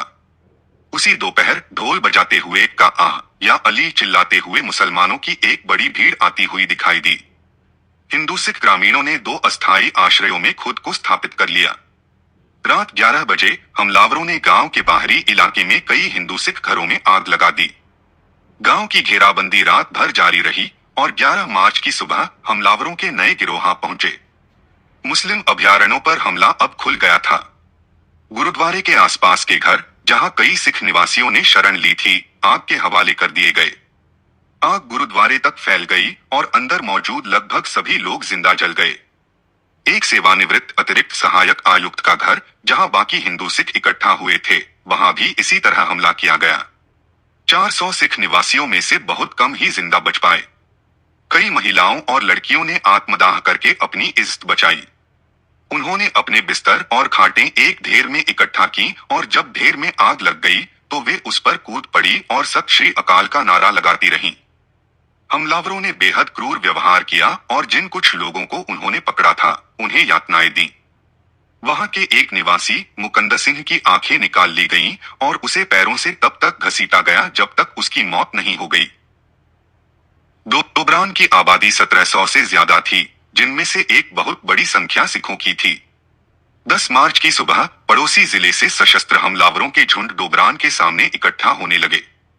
हिंदू सिख निवासियों ने स्थानीय गाइडवारा में शरण ली। हमलावरों ने इस तरह खाली पड़े घरों को लूटना शुरू कर दिया और उन्हें भगा दिया। सिखों के पास कुछ आग्नेयास्त्र थे और उन्होंने गुरुद्वारे से हमलावरों को खदेड़ दिया। हालांकि उन्हें भारी नुकसान हुआ और जल्द ही उनके गोला बारूद खत्म हो गए। हमलावरों ने उनसे अपने हथियार सौंपने को कहा और वादा किया कि वे उन्हें परेशान नहीं करेंगे। लगभग 300 सिख बाहर आए और उन्हें बरकत सिंह नाम के एक व्यक्ति के घर में रखा गया। रात में छत को तोड़ दिया गया, तेल डाला गया और अंदर मौजूद लोगों को जिंदा जला दिया गया। सुबह होते होते गुरुद्वारे के दरवाजे तोड़ दिए गए। बाकी सिख हाथ में तलवार लेकर बाहर निकले और लड़ते हुए शहीद हो गए। इस भयानक नरसंहार से बहुत कम लोग बच पाए। इस गांव में कुल जानमाल का नुकसान 506 लोगों का होने का अनुमान है। गुजई खान से मीलों दूर एक गांव में 7 मार्च की सुबह माहौल तनावपूर्ण था। गुलाम हुसैन ने सिख नेताओं को आश्वासन दिया कि ऐसा करने का कोई कारण नहीं है। 9 मार्च की सुबह मुसलमानों का एक बड़ा समूह गांव के पास कहद्दी मैच के बहाने इकट्ठा होने लगा। कुछ घंटों बाद यह भीड़ गांव में घुस गई। मुसलमान ढोल बजाते हुए आगे बढ़े और सिखों के घरों और गाइडवारों की ओर बढ़ने लगे। 100 मीटर की दूरी पर गोलियां चलने लगीं और वे पीछे हट गए। अगले दिन वे बड़ी संख्या में वापस आ गए, फिर से सेना में भर्ती हुए। काजी गुलाम हुसैन ने सिखों से अपने कीमती सामान के साथ प्रार्थना के लिए अपने घर आने को कहा। कई सिखों ने इस निमंत्रण को स्वीकार किया और अपनी महिलाओं और बच्चों के साथ वहां चले गए। शाम 4 बजे काजी गुलाम हुसैन के ध्वजारोहण के सामने रजाइयां प्रकट हुई और काजी ने अपने मेहमानों से हथियार डालकर अपना घर छोड़ने को कहा। जब निहत्थे सिख उस घर से निकले जहां हमलावरों ने उन पर हमला किया और उनकी हत्या कर दी। 3 युवतियों के साथ सार्वजनिक रूप से बलात्कार किया गया। संत सिंह, एक सिख निवासी, ने पिछले दिन एक मुस्लिम हमलावर को मार डाला था और फिर छिप गया था। उसे काजी गुलाम हुसैन ने बाहर भेजा था और जब वह उससे बात कर रहा था, तो उसके गले में एक रस्सी डाल दी गई और उसे घसीटकर एक लकड़ी के ढेर में ले जाया गया, जहां उसे और उसके बेटे को टुकड़े टुकड़े कर दिया गया और फिर जला दिया गया। बचे हुए लोगों को 11वीं की रात को सैन्य बलों द्वारा गुजर खान ले जाया गया। नारा गांव एक पहाड़ी क्षेत्र में स्थित है। यहाँ सिखों की बहुलता थी, लेकिन आसपास के सभी गांव मुस्लिम बहुल थे।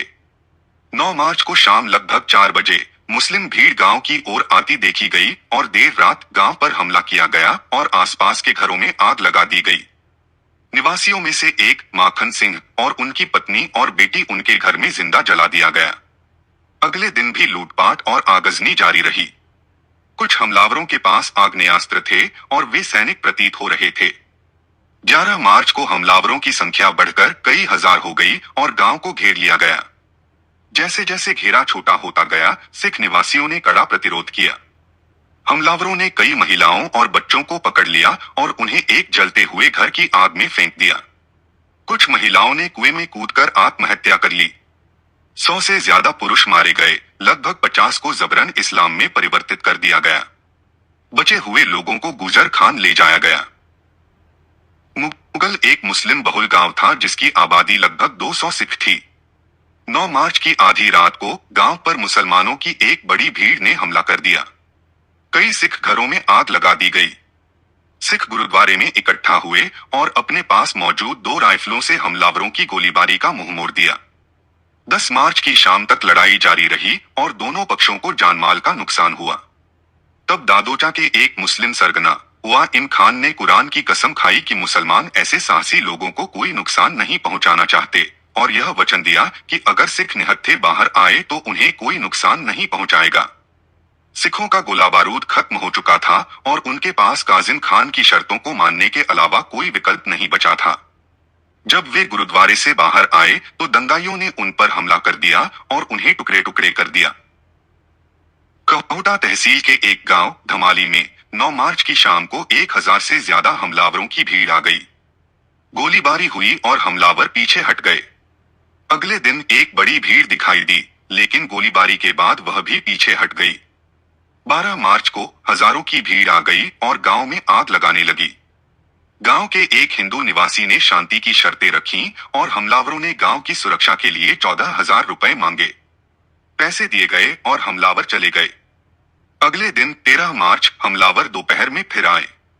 अब हताश हिंदू सिख निवासी अपने पास मौजूद सभी हथियारों के साथ बाहर भागे और हमलावरों पर हमला कर दिया। हालांकि उनमें से बहुत कम बच पाए और अनुमान है कि गांव के कम से कम 500 हिंदू सिख मारे गए।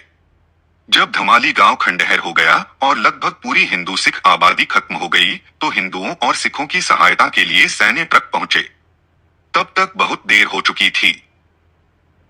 रावलपिंडी जिले के लगभग हर गांव जहां हिंदू सिख रहते थे पर इसी तरह हमला किया गया और लूटपाट की गई और हिंदुओं और सिखों की हत्या कर दी गई और उन्हें अवर्णनीय बर्बरता का शिकार बनाया गया।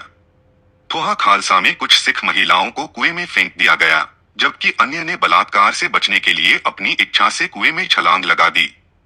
कई हजार मुसलमानों की भीड़ ने अकाली नेता मास्टर तारा सिंह के जन्मस्थान हरिलाल पर धावा बोल दिया। मास्टर तारा सिंह के घर को तहस-नहस कर दिया गया और उनके चाचा गोकल सिंह की हत्या कर दी गई। कुरी दलाई और देहरा खालसा को लूट लिया गया और जला दिया गया। कल्लर में निवासियों ने कुछ समय तक हठपूर्वक हमलावरों का विरोध किया, लेकिन अंततः गांव को लूट लिया गया और जला दिया गया और बड़ी संख्या में निवासियों की हत्या कर दी गई। रावलपिंडी जिले में यह व्यापक नरसंहार और लूटपाट मार्च के मध्य में बंद हो गई और कई महीनों तक अपेक्षाकृत शांति रही। पाकिस्तान के लिए युद्ध की शुरुआती लड़ाई में इस्लामवादियों ने निर्णायक जीत हासिल की थी। पंजाब सरकार के गृह सचिव श्री विलियम्स ने 26 जुलाई 1947 को लिखे एक नोट में हताहतों की तुलनात्मक संख्या इस प्रकार दी: मारे गए लोगों की संख्या हिंदू सिख 2263, मुस्लिम 38, घायल लोगों की संख्या हिंदू सिख 234, मुस्लिम 126। हालांकि ये आंकड़े कहीं भी सटीक नहीं हैं, क्योंकि अशांति की व्यापक प्रकृति और सामान्य प्रशासनिक तंत्र के चरमरा जाने के कारण अधिक सटीक आंकड़े तैयार नहीं किए जा सके। दी गई जानकारी पुलिस में दर्ज मामलों की संख्या से एकत्र की गई थी। इनमें वे नुकसान शामिल नहीं हैं जहां पूरे परिवार का सफाया हो गया और कोई दावा नहीं किया गया। पश्चिमी पंजाब की हिंदू सिख आबादी को डर था कि ये घटनाएं भविष्य के पाकिस्तान राज्य में उनके लिए आने वाली घटनाओं का एक पूर्वाभास मात्र थीं। पंजाब के मुख्य सचिव ने लिखा, यह कहना सही होगा कि उनके बीच भावनाएं कभी इतनी तनावपूर्ण नहीं थीं या उनके एक साथ आने की संभावना कभी इतनी कम नहीं थी। अदृश्य रूप से, लेकिन निश्चित रूप से, सभी हिंदू सिख एकजुट हो गए हैं और मुसलमानों के साथ सहयोग न करने और न ही उनके प्रभुत्व को सहने के उनके संकल्प में एक अत्यंत दृढ़ संकल्प आया है। सबसे अधिक प्रभावित क्षेत्रों में बहुसंख्यक समुदाय मुसलमानों द्वारा किए गए कुछ कृत्यों की क्रूरता से संभावना कम नहीं हुई है। 2 अप्रैल को हिंदू और सिख नेताओं ने पंजाब के विभाजन की मांग की और श्री नेहरू से इस दिशा में अपना प्रभाव डालने का अनुरोध किया। लॉर्ड वेवेल के धर्मनिरपेक्ष समर्थक रवैये और राजनीतिक स्थिति से उनके अनाड़ीपन ने ब्रिटिश सरकार को उन्हें वापस बुलाने और उनके स्थान पर लॉर्ड माउंटबेटन को भेजने के लिए मजबूर कर दिया। पंजाब के विभाजन की मांग नए वायसराय के समक्ष रखी गई। 15 अप्रैल को वह श्री लिन्ना को गांधी जी के साथ शांति के लिए एक संयुक्त अपील जारी करने के लिए राजी करने में सफल रहे। इस अपील को विदेशी प्रेस में अच्छी प्रतिक्रिया मिली और लंदन टाइम्स ने टिप्पणी की कि इसने मुस्लिम लीग के दृष्टिकोण में एक महत्वपूर्ण बदलाव को चिह्नित किया। हालांकि इससे भारत की स्थिति में कोई सुधार नहीं हुआ। कई लोगों का मानना था कि जिन्ना को उनकी इच्छा के विरुद्ध यह अपील दायर करने के लिए राजी किया गया था और वे दिल से पंजाब में घटित घटनाओं से खुश थे। बड़े पैमाने पर आक्रमण के लिए मुस्लिम सैनिकों की तैनाती जारी रही। मुख्य सचिव ने अप्रैल 1947 में रिपोर्ट दी कि अतिरिक्त 5,610 राष्ट्रीय गार्डों की भर्ती की गई है। पश्चिमी पंजाब में सक्रिय प्रशिक्षण मुख्य रूप से शिमला, अंबाला छावनी और पानीपत तक सीमित कर दिया गया है, जहां गार्ड गुप्त सैन्य लड़ाई लड़ रहे हैं। उन्होंने अनुमान लगाया कि मुस्लिम लीग के राष्ट्रीय गार्डों की संख्या लगभग 39,000 थी। इस अपील के जारी होने से 3 दिन पहले 12 अप्रैल को अमंतसाई में उपद्रव फिर से शुरू हो गया था। लगभग 5 हफ्तों की राहत के बाद 12 लोगों की हत्या कर दी गई और 32 लोग घायल हो गए। कोयला भंगियान में 2 लैक्टोन, कूचा छप्पर वाला में 3 दुकानें और कूचा स्वरूप में 8 घर सहित कुल 10 जगहें सिंह पूरी तरह से जलकर खाक हो गए। पुलिस ब्रिगेड ने कई घरों के सामने से मिट्टी के तेल में भीगे कपड़े के कुछ टुकड़े और मिट्टी के तेल की एक टूटी हुई बोतल बरामद की। उसके बाद से अमंतसाई या लाहौर में कोई शांति नहीं रही। पत्थरबाजी की घटनाएं सामान्य हो गईं और आश्चर्य पैदा करना बंद कर दिया। निवासियों ने नियमित रूप से अपने सामान्य काम धंधे शुरू कर दिए, लेकिन मन की शांति नहीं थी, सुरक्षा की कोई भावना नहीं थी। एक छिपा हुआ डर लोगों को सता रहा था, चाहे वे घर पर हों या बाहर। एक आदमी मॉल के किनारे चल रहा था। वह अचानक पीछे मुड़कर यह सुनिश्चित करता कि कहीं उसकी पीठ में छुरा तो नहीं घूमता जा रहा है। लोगों ने अंधेरा होने के बाद सुनसान जगहों पर जाना या दोस्ताना मुलाकातें करना बंद कर दिया। हिंदू सिखों ने अपनी निजी संपत्ति की सुरक्षा के लिए विशेष सावधानी बरती। लाहौर शहर की संकरी गलियों में लोहे के दरवाजे लगाए गए थे और सूर्यास्त के समय इन्हें बंद कर दिया जाता था। महिलाएं अपने परिवार के पुरुष सदस्यों के साथ ही खरीदारी के लिए बाहर जाती थीं। सामान्य जीवन के नीचे पुरुषों के दिलों में एक निरंतर भय और तनाव व्याप्त था और आम राय यह थी कि इससे भी बुरी घटनाएं अभी होनी बाकी हैं। 9 मई को अमृतसर में फिर से गंभीर संकट पैदा हो गया। अगले दिन 12 सिखों का एक दल एक बच्चे के शव का अंतिम संस्कार करने के बाद शहर लौट रहा था। उन्हें हथियारबंद मुसलमानों के एक गिरोह ने रोक लिया और उनकी पिटाई की और फिर उन पर पेट्रोल छिड़ककर शवों में आग लगा दी। दल के 7 लोगों की मौके पर ही मौत हो गई, जिसमें शव गंभीर रूप से घायल हो गए और जल गए। इसके बाद अन्य घटनाएं हुई और मुख्य सचिव ने अपनी आधिकारिक रिपोर्ट में कहा, मुसलमानों द्वारा किए गए कुछ कृत्य अत्यंत चौंकाने वाले थे और एक बच्चे के कार्यात्मक अंगों पर हमला, जिसमें 6 सिख और 1 हिंदू मारे गए। इस हमले ने मुस्लिम अत्याचारों की पहले से ही लंबी सूची में एक और नाम जोड़ दिया है। जब अनिरतसाई के मुस्लिम बदमाशों ने देखा कि लाहौर में अभी तक कोई समस्या नहीं आई है, तो उन्होंने उस शहर में कुछ कांच की चूड़ियां भेजी। इस उपहार का उद्देश्य लाहौर के मुसलमानों को इस्लाम के सम्मान का सम्मान न करने में उनकी कायरता और स्त्रीत्व का एहसास कराना था। लाहौर में तुरंत दंगा भड़क उठा और 14 मई को शहर के विभिन्न इलाकों में चाकूबाजी की कई घटनाएं हुई। 9 लोग मारे गए और 20 घायल हुए।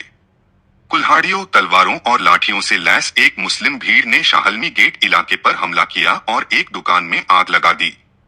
अगले ही पल मोची गेट की दिशा से गोलियों की आवाजें सुनी जा सकती थीं। रात के दौरान ईंट पत्थर और विस्फोटक सामग्री से भरी बोतलें जगह ले चुकी थीं और कई आगे लगाई गई थीं। उन्मादी शोरगुल वाली नारेबाजी और युद्ध के नारे गूंज रहे थे। रात भर भीषण लड़ाई जारी रही। लोग अपने घरों की छतों पर खड़े होकर चिल्ला रहे थे और देसी आग लगाने वाले बम और आग के गोले फेंक रहे थे। 16 मई को संघर्ष की तीव्रता और कड़वाहट ने एक नया रिकॉर्ड बनाया। पूरा शहर 402 मीटर की भीषण आग से धधक रहा था। अलग अलग इलाकों में छुरा घोंपने की घटनाएं लगातार जारी रहीं। यह स्थिति कई दिनों तक जारी रही। पूरी सड़कें और घरों की कतारें आग की चपेट में आ गईं और मलबे और राख के ढेर में तब्दील हो गईं। शाहलमी गेट के अंदर का बाजार, जो कभी रसद व्यापार का मुख्य केंद्र था, पूरी तरह से बर्बाद हो गया। गर्म सुलगती निर्माण सामग्री के ढेरों ने सड़क को दुर्गम बना दिया था। आग को फैलने से रोकने के लिए जले या अधजले घरों को गिराने से वीरानी और बढ़ गई। अकबरी गेट के अंदर का बाजार एक तपती हुई भट्टी की तरह था। हिंदू सिख इलाकों में हर दुकान और घर तबाह हो गए थे और सड़क पर नंगी काली दीवारें बिछी थीं। हिंदू और सिख शहर छोड़ने लगे और हर दिन कर्फ्यू हटने के समय धार्मिक उन्माद की मार से त्रस्त इन बदकिस्मत लोगों की लंबी कतारें शहर के सभी दरवाजों से रेलवे स्टेशन की ओर बढ़ती देखी जा सकती थीं। वे सिर पर बिस्तर और हाथों में छोटी छोटी गठरियां लिए हुए थे। औरतें छोटे बच्चों और कपड़ों के गट्ठरों को जल्दी जल्दी किसी डस्टर या पुराने दोपटा में बांधकर ले जा रही थीं। उन्होंने अपना ज्यादातर सामान बर्बाद होने या लूट लिए जाने के लिए छोड़ दिया था। उन्होंने अपने घर दुकानें भावी पाकिस्तान राज्य के लिए छोड़ दी थीं। जो कुछ उन्होंने देखा था उसकी याद से उनके चेहरे उदास थे। उनकी आंखें भविष्य के प्रति एक अस्पष्ट भय से भरी थीं। उनके मन सिर पर मंडरा रहे साए से अंधेरे थे। उनका एक ही सचेत विचार था, भाग जाओ। हालांकि यात्रा का अंत नजर नहीं आ रहा था और इस तरह मूक मानवता के ये दयनीय जुलूस दिन प्रतिदिन बढ़ती हुई संख्या में चलते रहे। मुल्तान, गुजरांवाला, झुंझुनू और रावलपिंडी से लोग दर्जनों और बीसियों के जत्थों में पूर्व की ओर बढ़ रहे थे। जल्द ही यह पलायन एक असहाय और पराजित जनता की पराजय बन गया। मुस्लिम पुलिस और कुछ मुस्लिम मजिस्ट्रेटों ने इन विनाशकारी अभियानों में बहुत महत्वपूर्ण योगदान दिया। हिंदू और सिख पुलिसकर्मियों को पुलिस लाइन में नियमित ड्यूटी पर रखा गया था, जबकि मुस्लिम कांस्टेबलों और अधिकारियों को शांति बनाए रखने और कर्फ्यू के आदेशों को लागू करने का काम सौंपा गया था। कर्फ्यू पूरी तरह से मुसलमानों के लाभ के लिए काम करता हुआ देखा गया। कर्फ्यू के दौरान मुसलमान खुलेआम घूमते देखे जाते थे। उनका एक समूह किसी हिंदू दुकान या घर में घुस जाता और पेट्रोल या आग के गोले से उसमें आग लगा देता। जब मालिक आग बुझाने के लिए दौड़े तो उन्हें कर्फ्यू के आदेशों का उल्लंघन करने के आरोप में गिरफ्तार कर लिया गया या गोली मार दी गई। अगर किसी मुस्लिम इमारत में आग फैलने का खतरा होता तो एक मुस्लिम समूह पहुंच जाता और पुलिस और दमकल की मदद से आग पर काबू पा लेता। मोजांग इलाके में यह प्रक्रिया बड़े पैमाने पर अपनाई गई। यहाँ अग्रिम पंक्ति में हिंदू सिखों के घर जला दिए गए, जबकि मुश्किल से एक भी मुस्लिम घर क्षतिग्रस्त हुआ। लाहौर में एक मुस्लिम मजिस्ट्रेट की गतिविधियां कुख्यात हो गईं। वह बिजली विभाग के एक उपमंडल अधिकारी श्री सेठी की मौत के लिए व्यक्तिगत रूप से जिम्मेदार था, जो रात में अपने आधिकारिक कर्तव्यों का पालन करने के लिए बाहर निकले थे। श्री सेठी के पास कर्फ्यू पास था, लेकिन मुस्लिम मजिस्ट्रेट ने उन्हें गिरफ्तार करने का आदेश दिया और कुछ ही मिनटों में उन्हें गोली मार दी गई। जब एक निजी स्वामित्व वाली दमकल गाड़ी हिंदू घरों के एक ब्लॉक में लगी आग बुझाने आई तो उसी मुस्लिम मजिस्ट्रेट के आदेश पर पानी की नली काट दी गई। उन्होंने टिप्पणी की कि नगर निगम की दमकल ब्रिगेड ही इन फाइलों को देखने का एकमात्र अधिकारी है। लगभग इसी समय मई 1947 लाहौर और अमृतसर में हिंदू सिखों ने जवाबी हमला करना शुरू कर दिया। अफवाहें फैलीं कि राष्ट्रीय स्वयंसेवक संघ ने हिंदुओं के जीवन और संपत्ति की रक्षा का दायित्व अपने ऊपर ले लिया है। लाहौर और अमृतसर दोनों जगहों पर मुसलमानों को चाकू मारने की घटनाएं हुई। हालांकि राष्ट्रीय स्वयंसेवक संघ द्वारा प्राप्त परिणामों को बहुत बढ़ा चढ़ाकर पेश किया गया था। हिंदू अक्सर शेखी बघारते थे कि जवाबी हमला करने में उनमें साहस की कमी नहीं थी। सिख भी अपनी उपलब्धियों का बखान करते थे। इसमें बहुत कम संदेह हो सकता है हालांकि लाहौर में हिंदू और सिख हताहतों की संख्या मुसलमानों से कहीं अधिक थी, जबकि मुसलमानों की संपत्ति का नुकसान लगभग नगण्य था।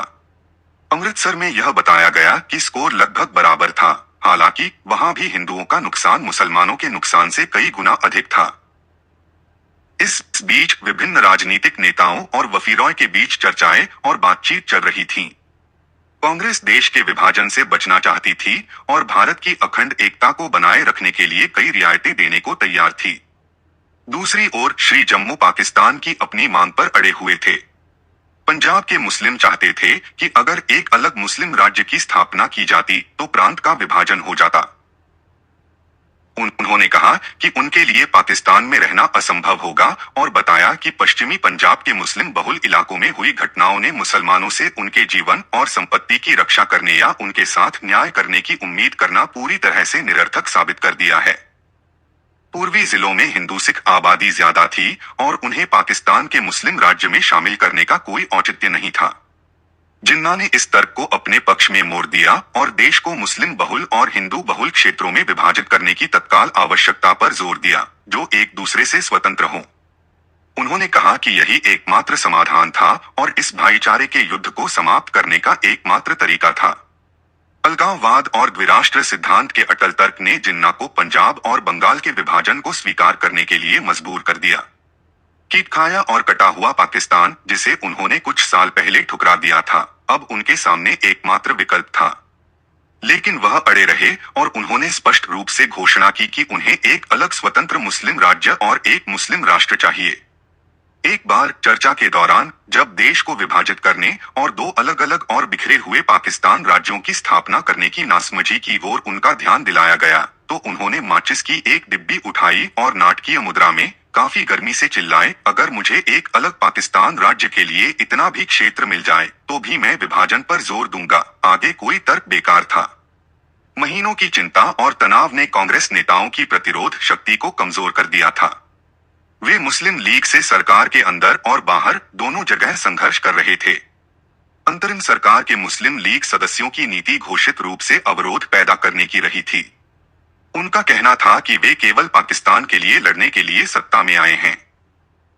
वे लगभग हर प्रगतिशील उपाय को विफल करने में सक्षम थे जिसे कांग्रेस सदस्य अपनाना चाहते थे। अंतरिम सरकार में कोई एकता या सामंजस्य नहीं था और प्रशासन के विभिन्न विभाग अक्सर अलग अलग दिशाओं में खींचे चले जाते थे। पूरे देश में अशांति और अराजकता फैल रही थी और पंजाब में पूरी तरह अराजकता की स्थिति व्याप्त थी। श्री नेहरू और उनके सहयोगी थके हुए और असहाय महसूस कर रहे थे। निराशा और अराजकता उनके सामने खड़ी थी। वर्षों की पीड़ा और कड़ी मेहनत ने उन्हें एक अंधी गली में ला खड़ा किया था और उनके पास एकमात्र विकल्प अपमानजनक वापसी या विभाजन को स्वीकार करके कोई रास्ता निकालना था। वे विभाजन के लिए सहमत हो गए। उन्होंने संयुक्त भारत से अलग एक अलग स्वतंत्र राज्य की स्थापना के प्रति अपना विरोध वापस ले लिया। हालांकि उन्होंने इस बात पर जोर दिया कि पंजाब के विभाजन के लिए सिखों की मांग और पश्चिम बंगाल के हिंदुओं की बंगाल के विभाजन की मांग जिन्ना द्वारा स्वीकार की जानी चाहिए। लॉर्ड माउंटबेटन ने इस मांग की न्याय संगतता को देखा और इस मामले में उन्होंने कांग्रेस और सिख नेताओं को अपना पूरा समर्थन दिया। पंजाब और बंगाल का विभाजन किया जाना था। सिलहट जिले को असम से अलग करके पूर्वी बंगाल में मिला दिया जाना था।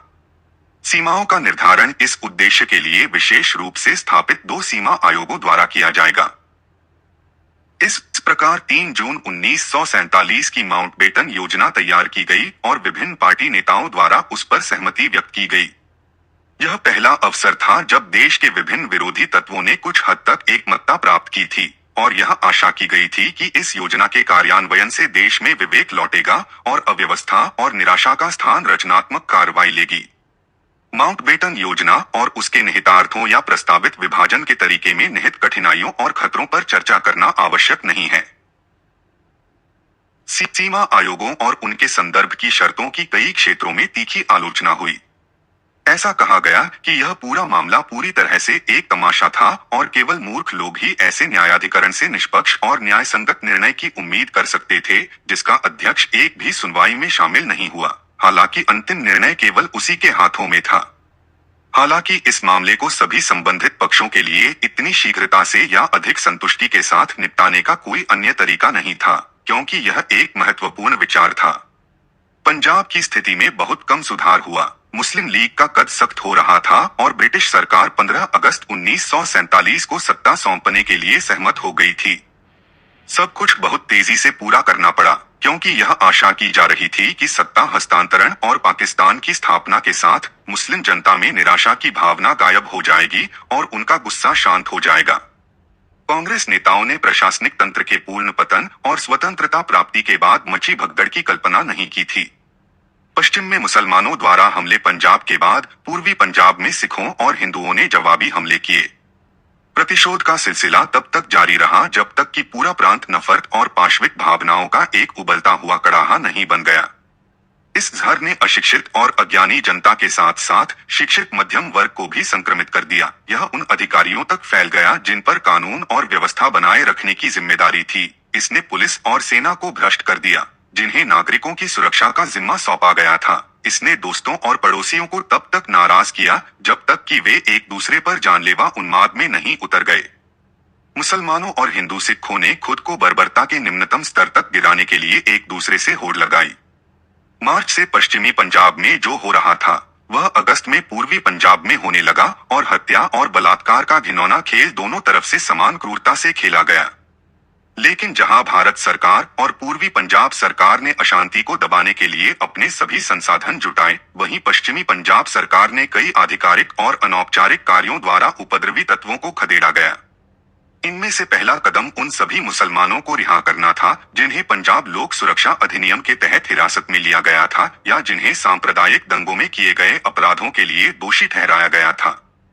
यहाँ तक कि जिन लोगों को हत्या और अन्य हिंसक कृत्यों के आरोप में लंबी अवधि के कारावास की सजा सुनाई गई थी, उन्हें भी रिहा कर दिया गया। पाकिस्तान की स्थापना के अगले ही दिन तलवारें ले जाने पर प्रतिबंध हटा दिया गया। मुसलमानों को तलवारें ले जाने के लिए प्रोत्साहित किया गया और जिला मजिस्ट्रेटों को मुसलमानों को हथियार लाइसेंस मुफ्त में देने का निर्देश दिया गया।